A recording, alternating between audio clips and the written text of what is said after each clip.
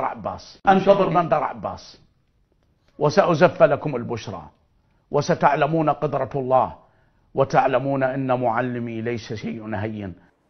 وأنا أحذركم لأن الأمر جلل حينما تشتعل النيران في إيران وضواحيها بانفجار غاز وغير ذلك.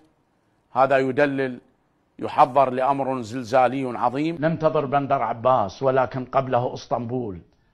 فإن بلغت هذه الحالة إلى الوصول إلى منتهاها والبركان في أمريكا، فحينما يفور التنور اعلموا إنها بشرى، وحينما يموت الملك والعجوز فإننا أصبحنا على سكة مقدارها رمشة عين قبل أن يرتد إليك طرفك.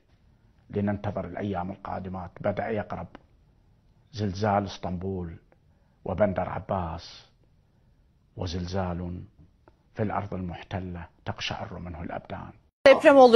Deprem oluyor. Çok şiddetli bir deprem oluyor şu anda. Çok şiddetli bir deprem oluyor. Çok şiddetli bir deprem oluyor. İstanbul'da hissedilen çok şiddetli bir deprem oluyor. Sakin olalım. Geç.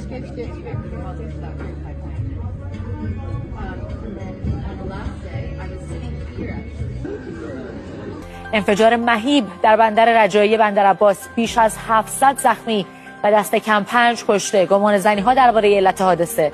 مقام اسرائیلی دست داشتن در حادثه را رد کرد. پوشش لحظه به لحظه در تیتر اول امشب.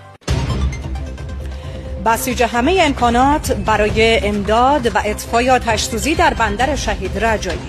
با دستور رئیس جمهور، وزیر کشور با حضور در بندر عباس مدیریت بحران را بر عهده گرفت.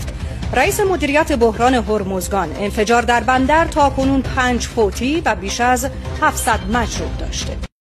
سرخط خبرها. گزارش‌ها از چند کشته و صدها زخمی در انفجار مهیب در بندر عباس. علت انفجار هنوز روشن نیست.